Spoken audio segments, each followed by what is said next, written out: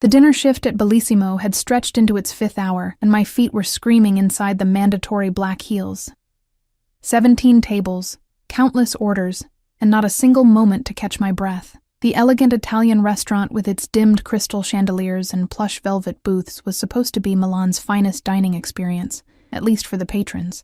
For waitstaff like me, it was elegant servitude. "Table 12 needs another round," Marco, the floor manager, snapped as he passed. His eyes never quite met mine. They never did with any of the staff. We were furniture that moved, nothing more. I nodded, tucking a strand of dark hair behind my ear. My name tag read Sophia, though I sometimes wondered if anyone ever noticed. 7 months in this job, and I'd become invisible, except when something went wrong. The night air seeped through the restaurant's windows, carrying the scent of rain and cigarette smoke from the terrace. Milan in November was a city of shadows, all gray skies and glistening pavements. I'd come here with dreams of fashion design, but reality had a way of crushing fantasies. Now, at 26, I juggled this job with night classes and taking care of my 5-year-old daughter, Lucia. "Sophia, private room," Elisabetta, the hostess, whispered urgently. Her usually composed face was tight with tension. "Mr. Ricci is here." My stomach dropped. Everyone at Bellissimo knew what that meant. Alessandro Ricci wasn't just a regular patron. He was the ghost that loomed over half of Milan's businesses. No one ever said Mafia out loud, but his reputation whispered itself through the city's streets. His legitimate businesses, shipping, real estate, high-end retail, were just the surface of his empire. "Did Giuseppe call in sick again?" I asked, knowing the private dining room was usually reserved for the most senior waitstaff. "No, they specifically asked for someone new." Her eyes darted nervously to the ornate double doors at the far end of the restaurant. "Don't make them wait." The weight of her words settled over me like a shroud. Being noticed by someone like Ricci was never a blessing. I straightened my black uniform dress, checked my apron for stains, and made my way across the restaurant floor. The private dining room was separated from the main area by heavy curtains and a short hallway lined with wine racks. I balanced a tray of fresh glasses in one hand and pushed the door open with the other. The first thing that hit me was the silence. Unlike the gentle hum of the main restaurant with its clinking silverware and murmured conversations, the private room had a stillness that felt manufactured, like everyone was holding their breath. 4 men sat around a table meant for 12. At the head sat an older man, perhaps in his late 50s, impeccably dressed in a tailored charcoal suit. His silver-streaked dark hair was combed back from a face that seemed carved from stone, all sharp angles and watchful eyes. Without anyone telling me, I knew this was Alessandro Ricci. He didn't look up as I entered, focused on whatever the younger man beside him was saying in hushed tones. The young man, however, paused mid-sentence. He couldn't have been more than 30, with the same olive skin and commanding presence as the older man, but softer somehow. Where the father was all hard edges, the son, because the resemblance was unmistakable, had an artist's face. High cheekbones, full lips, and eyes that seemed to take in everything at once. Those eyes found mine now, and something flickered in them. 2 bodyguards occupied the other chairs, their jackets strategically unbuttoned, their massive frames making the elegant dining chairs look like dollhouse furniture. They assessed me with cold, professional disinterest. "Good evening, gentlemen. My name is Sophia, and I'll be serving you tonight," I said, my voice steadier than I expected. "May I offer you some water while you look at the menu?" Alessandro Ricci finally looked up, his gaze sweeping over me with clinical detachment, as if appraising livestock. "Wine? The Brunello di Montalcino, 2010? I nodded, careful not to make direct eye contact. "Right away, sir." As I turned to leave, I felt more than saw the son watching me. There was something in his attention that felt different, less evaluative and more curious. I dismissed the thought as I hurried to the wine cellar. Curiosity from men like that was never innocent. When I returned with the wine, I found the atmosphere had shifted. The older Ricci was on his phone, speaking tersely in a dialect I couldn't quite place. The bodyguards had moved to stand near the door, their backs to the room but their attention clearly focused outward. Only the son remained seated, flipping through the menu with disinterest. As I approached to pour the wine, He tilted his head slightly, and our eyes met properly for the first time. His were the color of amber, flecked with gold, and they held mine with an intensity that made my hands tremble slightly as I poured. "You're new," he said, his voice lower than I expected, with a softness that belied his position. "To this dining room, yes. I've worked at Bellissimo for 7 months." I wasn't sure why I added that detail. A slight smile touched his lips. "I'm Matteo." Before I could respond, Alessandro finished his call and the room snapped back to attention. I completed pouring the wine in silence, feeling Matteo's eyes on me throughout. "We'll have the chef's tasting menu," Alessandro said, not bothering with the pretense of looking at what that might entail. "And make sure we're not disturbed." I nodded and retreated, but as I reached the door, I heard Matteo's voice. "Father, perhaps Sophia could be our dedicated server tonight. The others can be indiscreet." I froze, my back to them, heart suddenly pounding. Being noticed by these men was dangerous. Being specifically requested was terrifying. "If you wish." Alessandro's tone suggested complete disinterest. Throughout the next hour, I moved in and out of the private room, delivering course after course of Chef Renato's finest creations. Each time I entered, conversations would halt, resuming only after I'd left. The bodyguards' positions shifted throughout the night, sometimes at the table, sometimes by the door, but always vigilant. It was during the 4th course, a delicate sea base with saffron sauce, that I noticed Matteo watching me more intently. As I leaned forward to set down his plate, his hand brushed against mine. The contact was brief, but deliberate. When I looked up, startled, his eyes moved deliberately toward a folded napkin on the table's edge, a signal, clear as day. My pulse quickened. I'd heard stories from other servers about notes being passed during business dinners, usually containing numbers for deals or threats. Whatever was in that napkin, I wanted no part of it, but refusing would be more dangerous than complying. With shaking hands, I collected the empty bread basket, discreetly taking the napkin with it. Once in the kitchen, I unfolded it quickly, expecting to find coordinates or a name. Instead, there was a childish drawing of a flower, and beneath it, hastily written, "Please smile. You look sad." I stood there, frozen in confusion. Was this some kind of test? A joke at my expense? I tucked the note into my apron pocket, unsure how to respond. When I returned with the next course, I kept my expression neutral, focusing on placing the dishes correctly. As I set Matteo's plate down, he looked up at me expectantly. Without thinking, I gave him a small, genuine smile, the kind I usually reserved for Lucia when she brought home her kindergarten artwork. Something changed in Matteo's face then. His eyes softened, and the corner of his mouth lifted in response. But it was Alessandro's reaction that surprised me most. The Mafia boss had been watching our silent exchange, and for a brief moment, his hard expression faltered. He looked at his son with what seemed like pride? Satisfaction? Whatever it was, it disappeared quickly, replaced by his usual stone facade. "The sea bass is exceptional tonight," Alessandro said, breaking the silence. It was the first comment he'd made about the food all evening. "Thank you, sir. Chef Renato will be pleased to hear that," I replied, still bewildered by the strange undercurrent in the room. "You have a child," Alessandro stated suddenly. It wasn't a question. Ice flooded my veins. How could he possibly know about Lucia? Had they been watching me? Investigating me? Yes, I admitted, seeing no point in denying it. "A daughter," he continued, taking a sip of wine, his eyes never leaving mine. "She has your smile." My hands began to tremble, and I clasped them tightly behind my back. The implication was clear. They knew exactly who I was, where I lived, who I loved. My entire body felt cold with fear. "A beautiful child," Matteo interjected, his voice gentler than his father's. "You must be proud." I nodded, unable to form words. Pride was only one of the countless emotions I felt about Lucia. Love, fear, desperation, hope. But in that moment, terror overshadowed everything else. "Family is everything," Alessandro said, returning his attention to his meal. "You may go." I backed out of the room, nearly colliding with Marco in the hallway. What's happening in there? He demanded, his voice hushed.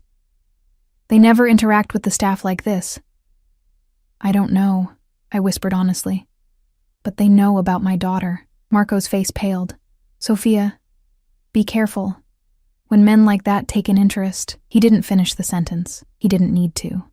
For the remainder of their meal, I moved mechanically through my duties, fighting the urge to call my neighbor who was watching Lucia to make sure my daughter was safe. Each time I entered the private room, I felt the weight of knowledge bearing down on me. They had power, they had information, and for some unfathomable reason, they had noticed me.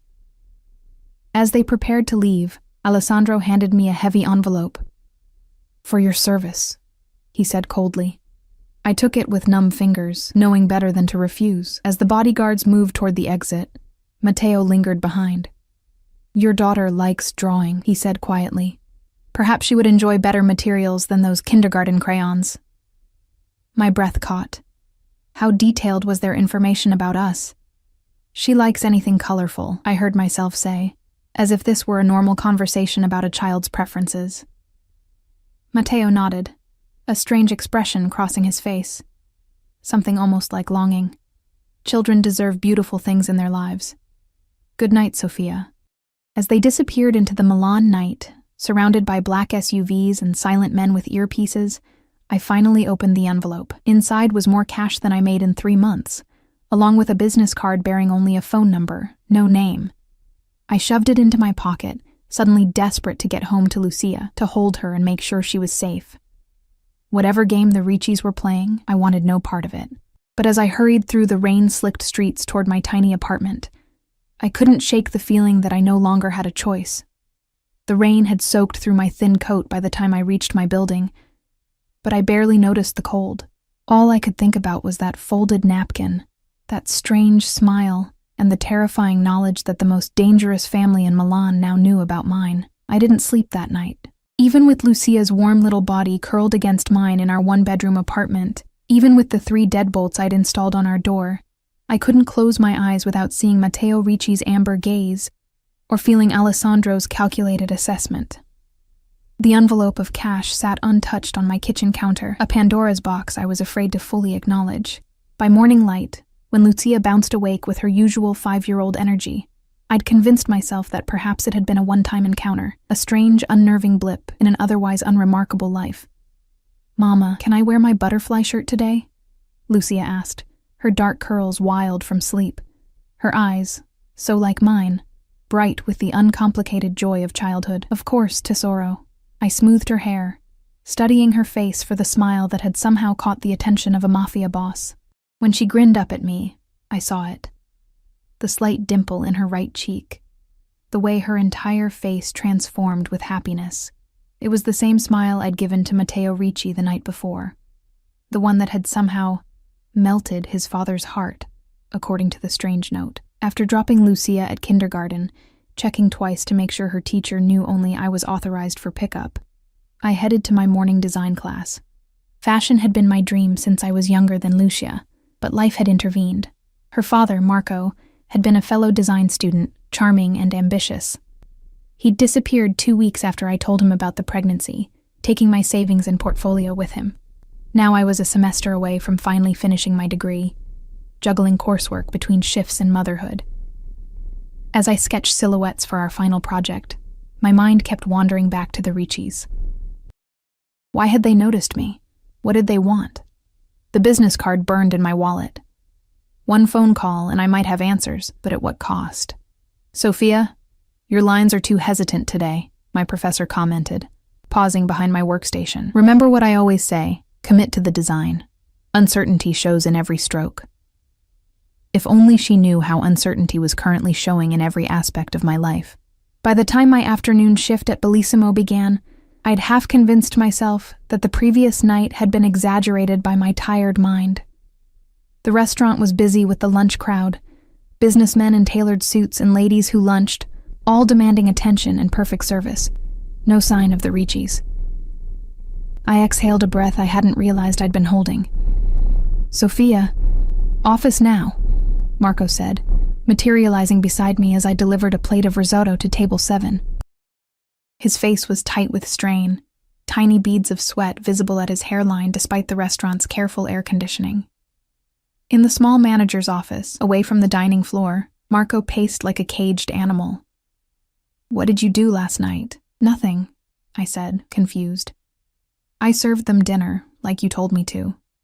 "Well, something happened, because Alessandro Ricci's people called this morning. They've reserved the private dining room again tonight, and they specifically requested you." The floor seemed to tilt beneath me. "Me? But I have the early shift today. I'm supposed to leave at 6 to pick up Lucia." Marco ran a hand through his thinning hair. "Sophia, you don't understand. When the Ricci's request something, it's not actually a request. It's a command with polite packaging. I can't leave Lucia with my neighbor again. She has school tomorrow, and I promised—" "They've already taken care of that," Marco interrupted, his voice dropping to a whisper. "What do you mean, taking care of that?" Alarm bells clanged in my head. Marco looked physically ill now. "A woman called your neighbor. How they got her number, I don't know and don't want to know. She explained that you'd be working late and arranged for a car to take your daughter to her grandmother's house for the night." "I don't have a mother," I said, my voice hollow with dread. "She died when I was 19. Marco's eyes widened. "Sophia, what the hell is going on? Why are they interested in you?" "I don't know," I whispered, panic rising in my throat. I pulled out my phone with shaking hands and called Mrs. Bianchi, my elderly neighbor. "Oh, Sophia dear," she answered cheerfully. "I was just about to call you. Such a nice arrangement you've made for Lucia tonight. The lady was very professional, said the car would come at 6, and she'd be taken to stay with family." I was going to ask which relative, but it seemed you'd sorted it all. "Mrs. Bianchi, listen to me carefully," I said, fighting to keep my voice steady. "There is no arrangement. I don't have family here. Do not let anyone take Lucia. I'm leaving work right now to get her." "But dear," the woman knew all the details. "Your work schedule, even that special blanket Lucia can't sleep without." "It's not safe," I cut in. "Please, just keep her in your apartment until I get there. Lock the door. Don't open it for anyone but me." I ended the call and looked at Marco, who had sunk into his desk chair. "I need to go. Now." "If you leave, I can't protect you," he said quietly. "The Ricci's don't take rejection well." "They're trying to take my daughter," I hissed. "What would you have me do?" Before he could answer, his office phone rang. He stared at it as if it might bite him, then slowly picked up the receiver. "Yes? Yes, she's here." His eyes flicked to me. "I understand. Right away." He set the phone down with exaggerated care. "That was Matteo Ricci's assistant. A car is waiting for you outside. Now." "I'm not going anywhere except to my daughter. Sophia." Marco's voice cracked slightly. "They said to tell you that Lucia is already safe with them, and if you want to see her, you'll get in the car." The world narrowed to a pinpoint of blinding terror.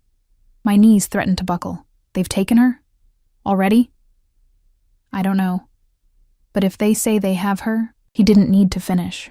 I was moving before conscious thought, tearing off my apron, grabbing my bag, rushing through the kitchen and out the service entrance. A sleek black Audi idled at the curb, its windows tinted to opacity. A driver in a dark suit stood beside it, opening the rear door as I approached. "Where's my daughter?" I demanded, making no move to get inside. "Miss Russo, please get in the car. Mr. Ricci is waiting." "Which Mr. Ricci? And where is Lucia?" The driver's expression didn't change. "Your daughter is safe. That's all I'm authorized to tell you. I had no choice." I slid into the back seat, my heart hammering against my ribs like a trapped bird. The car pulled smoothly into Milan's afternoon traffic, navigating away from the city center toward the more affluent northern neighborhoods. I clutched my phone, considering calling the police. But what would I say? That I suspected a Mafia family had my daughter? That I'd been serving them dinner the night before and somehow caught their attention? It sounded insane even to me. After 20 minutes that felt like 20 years, the car turned into a gated driveway. Massive iron gates swung open to reveal a sprawling villa set back from the road, its stone facade the color of aged ivory, its gardens immaculately maintained despite the November chill. As the car rolled to a stop in the circular driveway, my door opened to reveal Matteo Ricci. Up close, in daylight, he was even more striking than I remembered. Tall and lean, with that perfectly tailored suit emphasizing broad shoulders. But I barely registered his appearance. "Where is Lucia?" I demanded, not waiting for pleasantries. Something like respect flickered in his eyes. "She's inside, having ice cream in the kitchen. She's perfectly safe, Sophia. I promise you. You kidnapped my 5-year-old daughter," I said, voice shaking with fury and fear. "Don't talk to me about promises. We didn't kidnap her," he said quietly. "We protected her." "From what?" "From who?" he corrected, gesturing for me to follow him into the house. "You don't work in a restaurant for 7 months without hearing rumors, Sophia. You know what my family does, what my father is. Did you really think serving us, being noticed by us, would have no consequences?" I followed him through a marble foyer larger than my entire apartment, down a hallway lined with what looked like original Renaissance artwork. "I didn't ask to be noticed," I said, struggling to keep up with his long strides. "No, you didn't." He paused, turning to look at me fully. "But I noticed you anyway, and others noticed my interest. That put you and Lucia in danger." "So you're saying you endangered us, then kidnapped her for her protection?" The absurdity of it would have made me laugh if I weren't so terrified. "I'm saying that once I showed interest in you last night, certain rivals would have seen you as leverage. We moved Lucia here because it's the safest place in Milan. We'd reached a massive kitchen that gleamed with stainless steel and marble. And there, perched on a bar stool at the island, her legs swinging happily, was Lucia. She was spooning chocolate gelato into her mouth while chatting animatedly with a middle-aged woman in a simple black dress, presumably a housekeeper or cook. "Mama!" Lucia squealed when she saw me, her face lighting up. She slid off the stool and ran to me.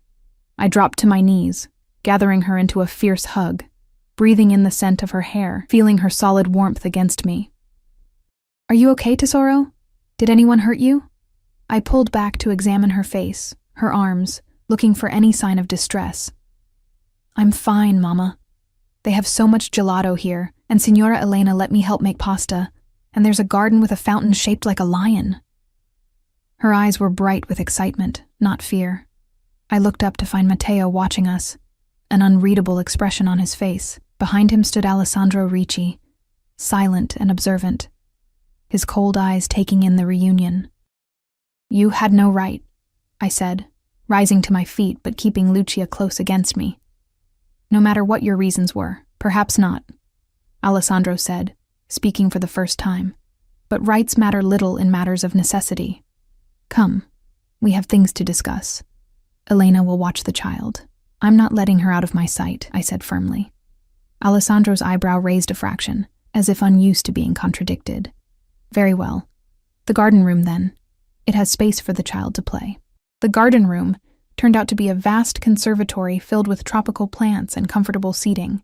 Lucia immediately spotted a shelf of children's books and toys in one corner, clearly placed there in anticipation of her visit. "You planned this," I said accusingly as she skipped off to explore, still within my sight, but out of earshot. "We plan everything," Alessandro replied simply, lowering himself into an armchair that seemed to swallow his frame. Beside him, Matteo remained standing, his posture tense. "Why am I here? What do you want from me?" I remained standing as well, too anxious to sit. "Do you know who Lucia's father is?" Alessandro asked, ignoring my questions. The non sequitur caught me off guard. "Marco Venuti, a design student. He left before she was born." Alessandro and Matteo exchanged a look I couldn't interpret. "Marco Venuti doesn't exist," Alessandro said flatly. "The man who fathered your child is Domenico Russo. My nephew." The room seemed to tilt sideways. "That's not possible. His name was Marco. We met at design school. We were together for 6 months. Domenico infiltrated the school on my orders," Alessandro continued, as if I hadn't spoken. "He was tasked with gathering information on Professor Giancarlo Belli, who was helping a rival family launder money through the school's foundation. Using the name Marco Venuti was part of his cover." My mind reeled, trying to reconcile the charming, artistic man I'd known with this cold description of an undercover operative. "No," I shook my head. You're lying. Father, Matteo interjected. Perhaps we should... Alessandro silenced him with a look. Domenico completed his mission, retrieved the necessary evidence, and was extracted. He had orders not to form attachments. When he reported his indiscretion with you, I ordered him to cut all ties. Indiscretion, I repeated numbly. That's what I was? What Lucia is? An indiscretion? At the time, yes. Alessandro's voice remained emotionless. Domenico disobeyed by becoming involved with you. He disobeyed again by returning to Milan 3 months ago, seeking information about you and the child. My breath caught. He came back? He did. Alessandro's jaw tightened and was killed for his trouble by the same people Giancarlo Belli worked for. They never forgot his betrayal, even after 5 years. The revelation hit me like a physical blow. Domenico, was dead. The father Lucia had never known would never be known to her. Why are you telling me this now? My voice sounded distant to my own ears. Because you were noticed, Matteo said, stepping forward. I took you to be just another waitress when I first saw you, but when you smiled, he hesitated. You have his smile, the same one Lucia has. I recognized my cousin in both of you instantly. That's impossible. You couldn't know just from a smile. Family recognizes family, Alessandro interrupted. Matteo has his mother's intuition. I didn't see it until he pointed it out, but once I did, it was unmistakable. Lucia is Domenico's daughter, which makes her a Ricci by blood, whether you like it or not. I sank into the nearest chair, my legs no longer able to support me. Across the room, Lucia had found a stuffed elephant and was happily narrating an adventure to it, oblivious to the fact that her entire history was being rewritten. The people who killed Domenico now know about you, Matteo said quietly, sitting in the chair opposite mine. They've been watching Bellissimo for weeks, tracking our movements. When they saw my reaction to you last night, when they saw my father's recognition of his grandniece, they knew immediately who you must be. So my serving you dinner put us in danger, I summarized bitterly. No, Matteo's voice hardened. Domenico's recklessness put you in danger years ago. Our recognition of you merely accelerated the timeline. I looked over at my daughter, at the dimpled smile she'd inherited from a man whose real name I hadn't even known, at the dark curls that matched those of the man sitting across from me. What happens now? Alessandro stood, straightening his jacket with a practiced gesture. Now you and Lucia stay here where we can protect you. The guest wing has been prepared. Elena will help you with anything you need. For how long? Until the threat is eliminated, he said simply. Now, if you'll excuse me, I have business to attend to. He left without another word, leaving me alone with Matteo and the weight of revelations too heavy to process. Lucia had abandoned her elephant and was now examining a bird cage containing 2 brilliantly colored finches, her delight evident in every movement. I know this is overwhelming, Matteo said, his voice gentler than his father's had ever been. But you need to understand. The people who killed Domenico won't hesitate to use you and Lucia to hurt our family. We're not your family, I said automatically, but the words rang hollow even to my own ears. The evidence was playing with birds not 10 feet away, her profile suddenly, unmistakably reminiscent of the man beside me. Blood says otherwise, Matteo replied. But even if it didn't, even if Lucia weren't my cousin's child, I would still want to protect you both. Something in his tone made me look at him more closely. Why? A shadow of vulnerability crossed his face before disappearing behind a careful mask. Because your smile reminded me that not everything in my world is darkness and calculation.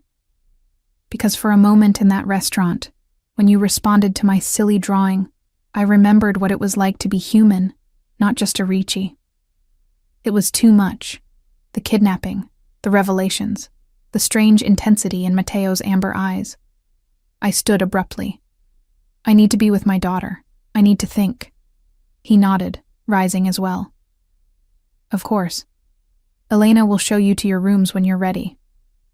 Sophia, he hesitated. I'm sorry about how this happened, but I'm not sorry you're here. Neither of you will come to harm under this roof. I swear it. As he left, I watched Lucia's delighted expression as she discovered yet another wonder in this beautiful prison we now found ourselves in. A Ricci by blood. A Mafia princess, whether she knew it or not. The realization settled over me like a weight.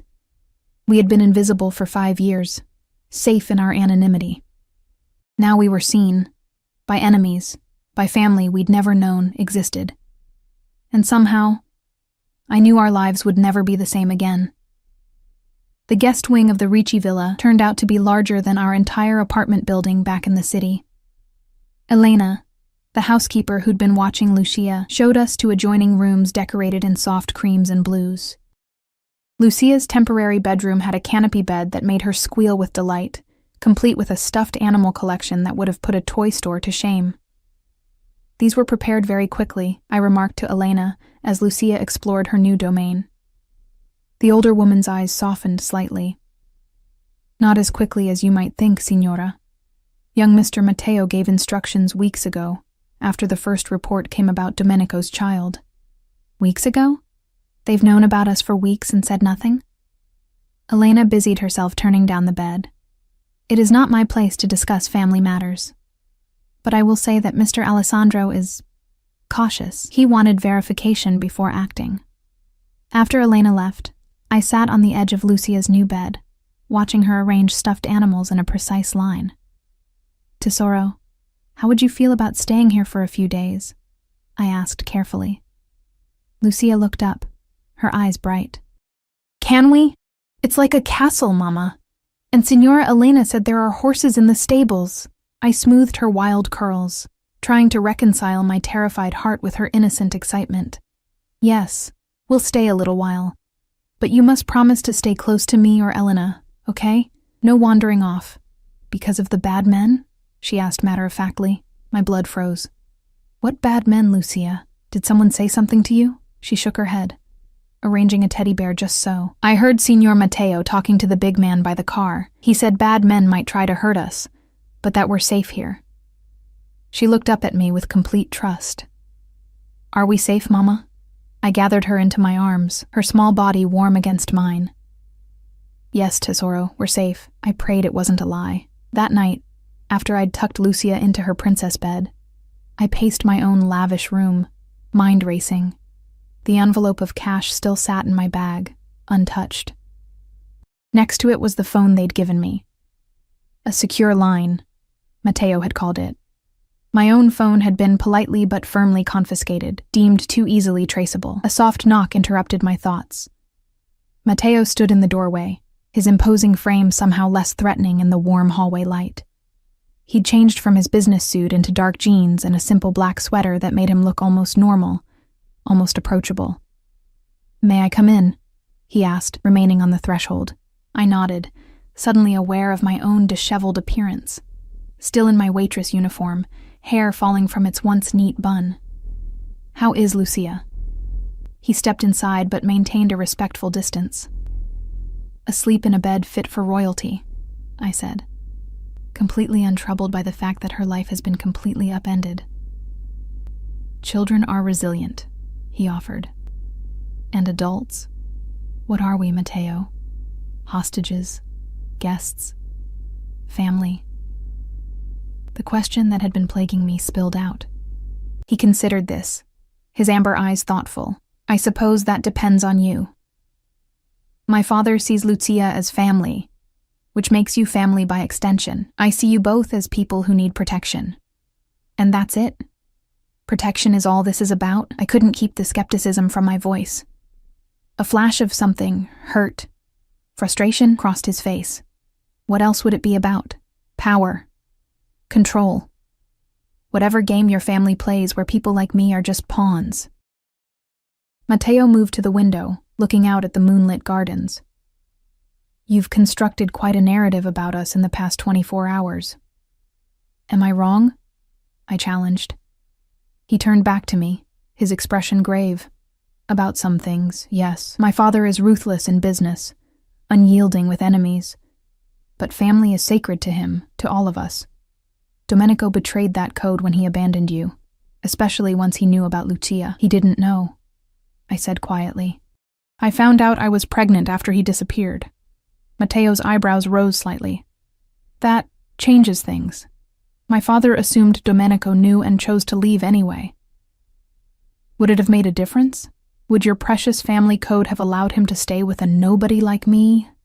Bitterness crept into my voice. Yes, Matteo said simply. It would have. Family above all else, that's the Ricci way. If Domenico had come to my father and explained, arrangements would have been made. I laughed humorlessly. Arrangements? Like this one? Locked away in a gilded cage? You're not locked in, Sophia. His voice hardened slightly. You're free to leave, and free to explain to Lucia why you'd rather face killers on your own than accept our protection. The truth of his words stung. What choice did I really have? My daughter's safety came before my pride, before my independence, before everything. Matteo must have read the capitulation in my face. His expression softened. It won't always be like this. Once the threat is eliminated, how? I interrupted. How exactly does one eliminate a threat in your world, Matteo? Should I be preparing to explain to my 5-year-old why people disappear? We're not monsters, he said quietly, despite what you may believe. No? Then why did your little drawing at the restaurant feel like a test? Why did your father look at me like I was livestock to be assessed? Why take my daughter before even speaking to me? Matteo sighed, running a hand through his dark hair. The drawing was impulsive. I wanted to see you smile. It wasn't a test. As for my father, he spent a lifetime keeping his emotions hidden. It's how he survived. And Lucia, he hesitated. That was my decision, not his. I convinced him it was safer to move quickly. I'm sorry if it terrified you. The sincerity in his voice made my anger falter. It did terrify me. Nothing in my life has ever frightened me more. I can imagine, he said softly. When I was 7, my mother was kidnapped by one of my father's rivals. She was returned 3 days later, physically unharmed but changed. I've never forgotten that fear. The personal revelation surprised me. What happened to her? She left Italy 6 months later. Lives in Switzerland now under a different name. A shadow crossed his face. I see her twice a year, always in secret. I'm sorry, I said, meaning it. The point is, I understand fear for family. It's why I acted as I did with Lucia. Preventative, not reactive. He moved toward the door. You should rest. Tomorrow my father wants to discuss more permanent arrangements. Permanent? Alarm flared in my chest. Nothing drastic, Matteo assured me. But Lucia is a Ricci, which means certain provisions need to be made. Education, security, inheritance. Inheritance? I echoed faintly. Matteo's lips curved in a small smile. Get some sleep, Sophia. Things will seem clearer in the morning. But sleep eluded me long after he'd gone, my mind churning with the impossible situation we'd found ourselves in. Sometime past midnight, I slipped into Lucia's room, curling protectively around her sleeping form, drawing comfort from her steady breathing. We'll be okay, I whispered to her, to myself. Somehow, we'll be okay. Morning brought sunshine streaming through unfamiliar windows, and Lucia bouncing on my bed, already dressed in clothes I'd never seen before. Signora Elena brought these for me, she explained, twirling to show off the pretty blue dress. She said my clothes are being washed. Can we see the horses today, Mama, please? Before I could answer, a knock came at the door. Elena stood there with a breakfast tray and a garment bag. Mr. Alessandro requests your presence in the study at 10, she said, laying out coffee and pastries. These clothes should fit. If not, let me know, and I'll find alternatives. Inside the garment bag was a simple but clearly expensive burgundy dress, along with new underwear, stockings, and black heels, all in my size. The intrusion of such intimate knowledge made me shiver. At precisely 10, dressed in the provided outfit, which fit perfectly, I was escorted to Alessandro Ricci's study by a silent security guard. The room was a testament to old-world power. Dark wood, leather-bound books, and a massive desk that created physical distance between the Mafia boss and whoever sat across from him. Alessandro himself stood by the window, speaking tersely into a phone. Matteo sat in a leather chair to one side, reviewing documents. Both men looked up when I entered. Sophia, Alessandro acknowledged, ending his call. Please sit. I took the chair facing the desk, back straight, chin up. If this was to be a negotiation about my daughter's future, I would not show weakness. Where's Lucia? I asked. With Elena in the stables, Matteo answered. She's quite taken with the ponies. Alessandro settled into his chair, steepling his fingers. We need to discuss Lucia's place in this family. She has a place in my family, I countered. Just me and her. That's been enough for 5 years, and yet here you are, Alessandro observed coolly, because that arrangement could no longer keep her safe. The barb found its mark. I swallowed my retort. Domenico was my brother's only son, Alessandro continued. His death leaves certain matters unresolved. Lucia, as his only child, inherits his share of our family holdings. She's 5, I said flatly. She doesn't need holdings. She needs safety, stability, a normal childhood, all of which require money and protection, Alessandro replied. Things I'm prepared to provide, with conditions. What conditions? I asked, my voice steadier than I felt. Alessandro leaned forward slightly. First, you will both remain under Ricci protection. That means living in a secure property, not necessarily here, but somewhere we can ensure your safety. Second, Lucia will attend the school we select with appropriate security measures. Third, she will be acknowledged publicly as Domenico's daughter and my grandniece. Each word felt like another bar in the gilded cage forming around us. And what about my life? My design studies? The career I've worked toward for years? You can complete your studies, Matteo interjected before his father could respond. We'll arrange whatever you need, materials, studio space, tutors if necessary. I glanced at him, surprised by the offer. Alessandro's expression revealed nothing about whether this had been previously discussed. And afterwards? I pressed. Am I expected to become a proper Mafia wife, sitting at home arranging flowers while armed men drive my daughter to ballet lessons? A flash of irritation crossed Alessandro's face. Your career is your concern, as long as it doesn't compromise Lucia's safety or the family's reputation. But understand this, Sophia. His voice hardened. Lucia is a Ricci.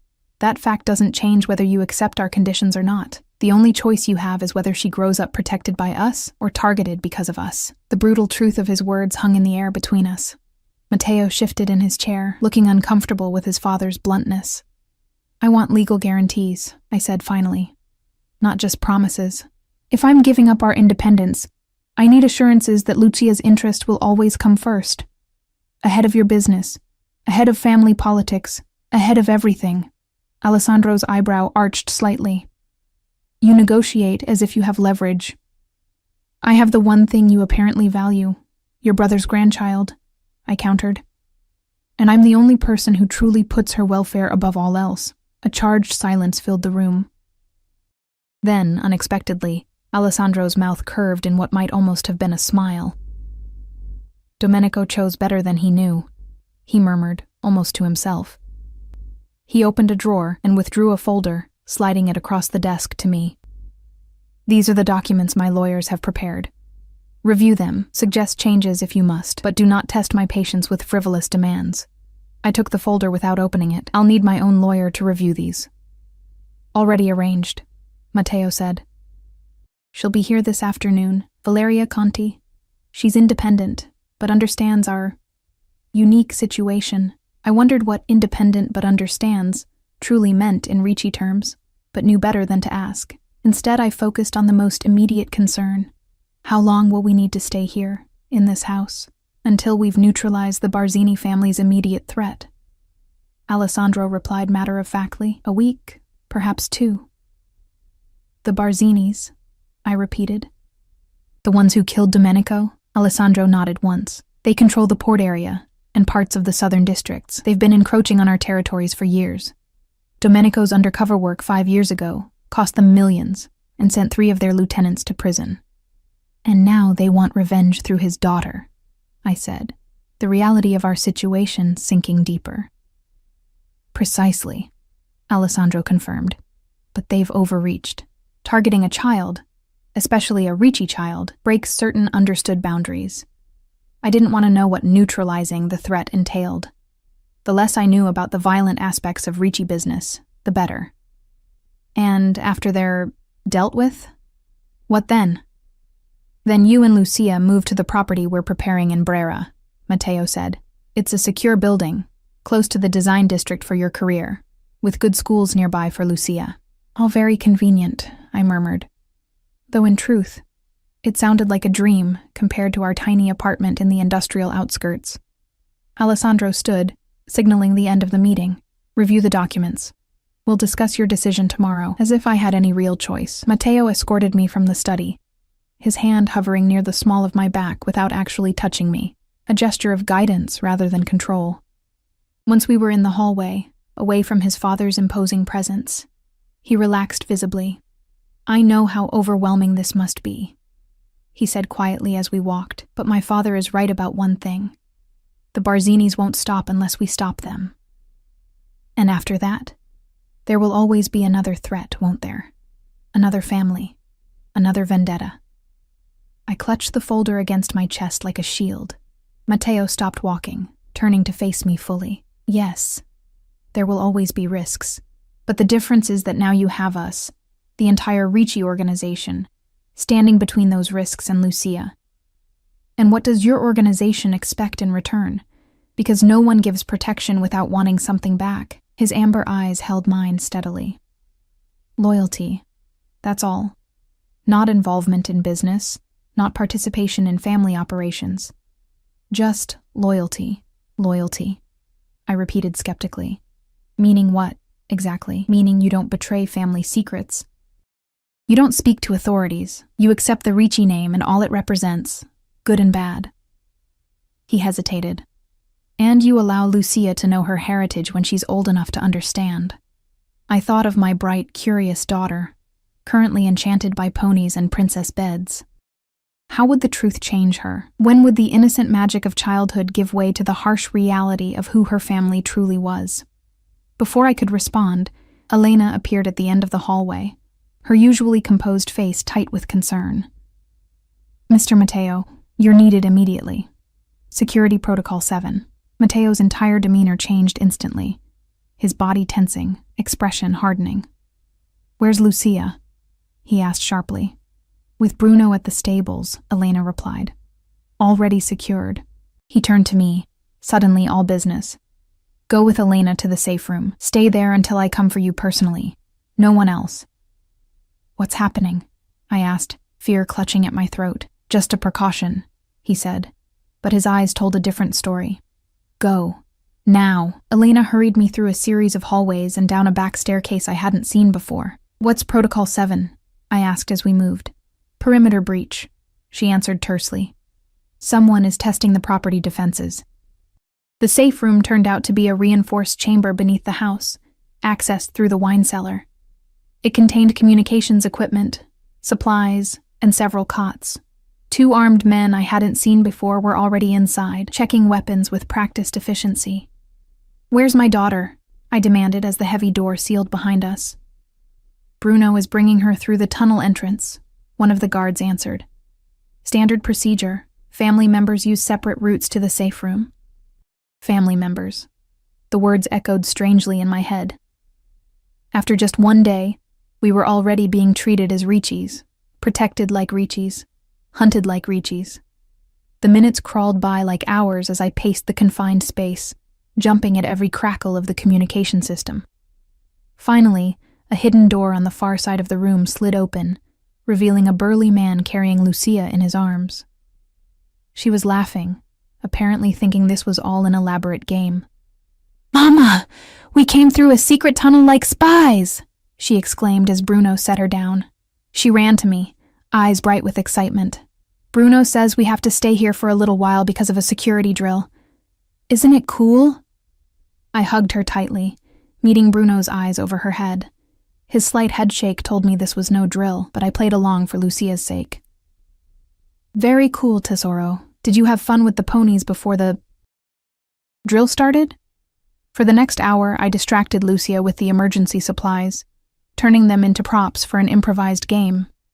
Meanwhile, terse communications filtered through the security system, positions being checked, sectors being cleared.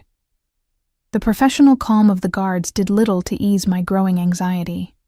When the heavy main door finally opened again, Matteo stood there, a thin cut across his cheekbone, the only sign that something had happened. "All clear," he announced, though his eyes remained alert. "False alarm." The guards nodded, immediately beginning shutdown procedures for the safe room. Bruno offered to take Lucia to the kitchen for a snack, which she happily accepted. Once she was out of earshot, I confronted Matteo. "False alarm? Then what happened to your face?" He touched the cut absently, caught it on a branch during the perimeter check. "Nothing serious." "Don't lie to me," I said fiercely. "Not about things that affect Lucia's safety." Something in my tone must have reached him. His shoulders dropped slightly, and he guided me to a quiet corner of the room. 2 men tried to breach the eastern wall. They were intercepted before they got far. It appears to have been a reconnaissance attempt, not a full assault. "The Barzinis?" Matteo nodded grimly. "Almost certainly. Testing our defenses, looking for weaknesses. Are they—" I couldn't bring myself to finish the question. "They've been detained for questioning," he replied, understanding my unasked question. "The less you know beyond that, the better." Cold fear washed through me. This wasn't a movie or a television drama. This was real danger. Men with guns coming for my child. "I want to see the security measures," I said suddenly. "All of them. If I'm going to trust you with Lucia's safety, I need to understand how you're protecting her." Surprise flickered across Matteo's face, followed by what might have been respect. "That can be arranged. Bruno is our head of security. He can give you a complete briefing." As we left the safe room, returning to the main house, I realized something had shifted within me. The abstract threat had become concrete. The choice Alessandro had laid out, Ricci protection or Ricci targeting, was no longer theoretical. By the time we reached the sunlit foyer, I had made my decision. 2 weeks later, I stood in the center of a sun-drenched apartment in Brera, watching as Lucia explored her new bedroom with its custom-built dollhouse and reading nook. The space was 3 times larger than our old apartment, with high ceilings, original moldings, and bulletproof windows, a detail Bruno had pointed out during our security walkthrough with professional pride. The past 14 days had transformed my understanding of the Ricci world. After the perimeter breach, I'd insisted on complete transparency about our security arrangements. To my surprise, both Alessandro and Matteo had agreed. Bruno had shown me everything: the surveillance systems, panic buttons, escape routes, safe rooms. The level of protection was simultaneously reassuring and terrifying. During those 2 weeks at the villa, I'd also negotiated changes to Alessandro's documents with Valeria Conti, who turned out to be genuinely independent and formidable. The final agreement acknowledged Lucia as Domenico's heir while establishing trust funds that neither Alessandro nor anyone else could access until her 25th birthday. It guaranteed our housing, security, education, and health care while preserving my parental authority and career independence. Most importantly, it specified that Lucia would learn about her heritage gradually, at an age-appropriate pace determined jointly by me and the Riccis. "Do you like it?" Matteo asked now, standing in the doorway of our new living room. He'd personally overseen the apartment's renovation, ensuring it met both security requirements and my personal preferences. "It's beautiful," I admitted, running my hand along the sleek kitchen counter. "Hard to believe it's really ours." "The entire building is Ricci-owned," he explained, not for the first time. "The other residents are either family members or trusted associates. The doorman and maintenance staff have been with us for years, a gilded cage, still, but one with much more space to breathe." "The studio space on the 5th floor is ready whenever you want to see it," Matteo continued. "Father made arrangements with your design school. You can complete your final project here if you prefer, or attend classes with a security detail." I'd already decided to finish my coursework remotely. The idea of sitting in lectures with armed guards nearby seemed absurd. "I'll visit the studio tomorrow. Tonight is about helping Lucia settle in." Matteo nodded, understanding. In these 2 weeks, I'd come to recognize his genuine concern for Lucia's well-being. Despite my initial suspicions, he seemed to want only what was best for her, though his definition of best was filtered through the lens of Ricci privilege and protection. "My father will visit tomorrow evening," he said. "He wants to bring a gift for Lucia's new room." Alessandro's relationship with Lucia had evolved in unexpected ways. The cold, calculating crime boss transformed subtly in her presence. He wasn't exactly grandfatherly. Alessandro Ricci would never be warm and cuddly. But he listened to her chatter with surprising patience, and had even been spotted teaching her to play chess on the villa's terrace. "Should I cook dinner?" I asked, only half joking. The idea of preparing a meal for the head of Milan's most powerful criminal organization still seemed surreal. Matteo's mouth quirked in amusement. "He'll probably bring food. My father believes no important family discussion should happen without proper Italian cuisine." "What important discussion? I thought we'd finalized everything." A hint of anxiety crept into my voice. "Nothing concerning," Matteo assured me. "Just some updates on the situation." The situation was the Ricci euphemism for their ongoing conflict with the Barzinis. I deliberately avoided asking for details, but I knew things had escalated after the attempted breach at the villa. Twice I'd overheard tense phone calls, seen Matteo and Alessandro conferring in urgent whispers. Men had come and gone at odd hours, their faces grim, their conversations ceasing whenever I entered a room. "Is it almost over?" I asked quietly. Matteo's amber eyes held mine. "Yes. My father will explain tomorrow." Later that night, after Lucia had finally fallen asleep in her new princess bed, which had mysteriously been recreated exactly like the one at the villa, I sat on my balcony with a glass of wine, looking out over Milan's rooftops. From this height, the city seemed peaceful, its lights twinkling against the night sky. A soft knock drew my attention. Matteo stood at the balcony doorway, his tall frame silhouetted against the apartment lights. "May I join you?" I nodded, gesturing to the empty chair beside me. Over the past weeks, we'd fallen into a strange, cautious friendship. His initial intensity had mellowed into something more contemplative, more genuine. We'd spent evenings talking about art. His knowledge surprised me, about Lucia's future, about everything except the violence that underpinned his family's power. "The security system is fully operational," he said, sitting down. "Bruno completed the final checks an hour ago." "Good." I took a sip of wine. "Lucia loves it here. She's already planning a tea party for her stuffed animals tomorrow." Matteo smiled, a real smile that softened his aristocratic features. "She adapts quickly. Children are resilient that way." "Sometimes too resilient," I mused. "I worry she'll accept all this. The guards, the security protocols, the Ricci name, as normal. Isn't that better than living in fear?" "Is it? Normal should be playground visits without security sweeps. Normal should be making friends without background checks on their families." I shook my head. "But I know we don't have that option anymore." We sat in companionable silence for a while, sharing the night air and the distant sounds of the city. Finally, Matteo spoke again, his voice quieter than before. "I never thanked you." "For what?" "For not hating us. For allowing Lucia to know her heritage. For giving me, a chance to be part of her life." He stared out at the cityscape. "You could have fought us harder, regardless of the consequences." "Fighting would only have hurt Lucia," I said simply. "And whatever else I think about your family, I believe you care about her." "I do." He hesitated, then added, "And I care about you, Sophia." The words hung in the space between us, honest and unadorned. Not a declaration of love or even attraction, but something more fundamental, recognition of worth, of value beyond Lucia's parentage. "I know," I said finally. "That's the only reason I'm sitting here instead of running as far away as possible." His mouth quirked in that half-smile I'd come to recognize. "Where would you go that we couldn't find you?" "Precisely." He laughed softly, and for a moment, the weight of our complicated situation lifted. In that moment, he wasn't the Ricci heir, and I wasn't the mother of his cousin's child. We were just two people sharing a quiet evening. The illusion shattered when his phone vibrated.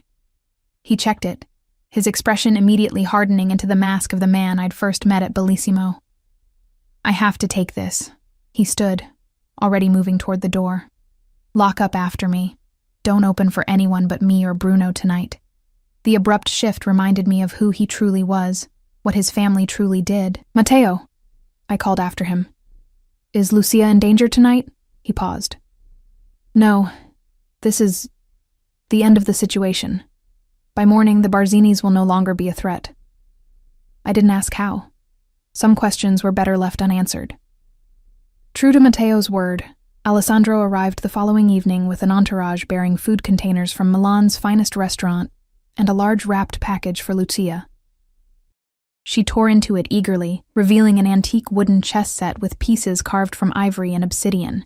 "It belonged to your father," Alessandro told her, his usually stern voice gentler than I'd ever heard it. "He was quite good at the game, perhaps better than your uncle Matteo." "Really?" Lucia looked at the set with new reverence. "Can you teach me to play like my daddy did?" A shadow crossed Alessandro's face. Regret, perhaps, for the nephew who'd never know his daughter. "I will. And you will surpass us all, I think."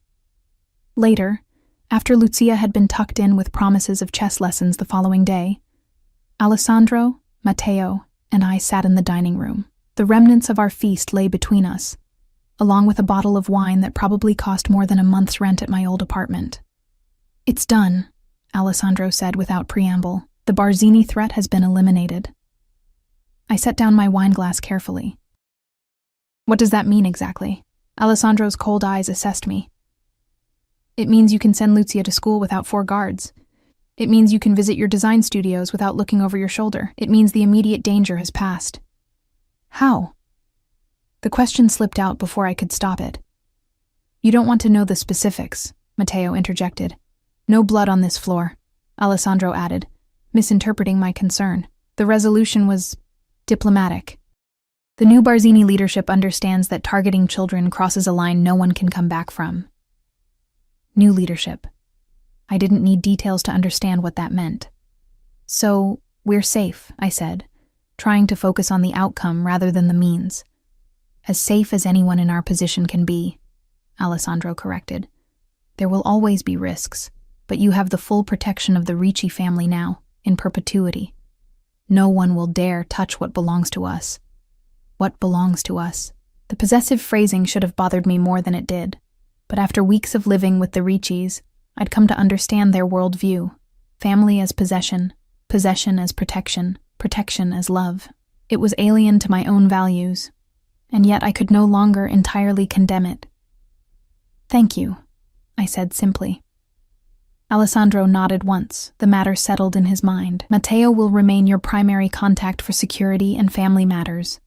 I'll visit weekly to continue Lucia's chess lessons, if that's acceptable."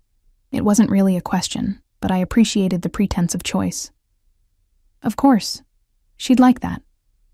After Alessandro left, Matteo lingered, helping me clear away the dinner dishes despite my protests that it wasn't necessary. There was an ease between us now that hadn't existed before, born of shared danger, shared responsibility for Lucia, and perhaps something more personal taking root. "Will you be staying in the building?" I asked as we finished. "The top floor," he confirmed. "Close enough if you need anything, far enough for privacy." Our eyes met over the kitchen island, and I saw in his the same recognition I felt, that whatever was growing between us would take time, patience, trust that neither of us could fully give yet. We were connected by circumstance and family ties, but anything beyond that would have to develop naturally, carefully. "One day at a time," I said softly. He nodded, understanding. One day at a time. Later, I stood in Lucia's doorway, watching her sleep peacefully surrounded by her new treasures, including the chess set from her grandfather. Her world had expanded in ways I'd never imagined, for better and worse. She would grow up knowing both protection and danger, privilege and constraint, love and power. As I turned to go to my own bed, I caught sight of Matteo in the hallway, speaking quietly with Bruno about tomorrow's security rotation. He glanced up, meeting my eyes, and something unspoken passed between us. An acknowledgement that we were now bound together in this strange new life. I closed my bedroom door and leaned against it, finally allowing myself to exhale fully for the first time in weeks. We were safe. We were provided for. We were part of something larger than ourselves. A family with darkness at its core, but also with an unbreakable commitment to its own. It wasn't the life I'd chosen, but it was the life we had now, and as I slipped between the sheets of my new bed, I realized that despite everything, I wasn't afraid anymore. Whatever came next, we would face it together. Not just Lucia and me, but all of us, bound by blood and choice and that silent signal that had started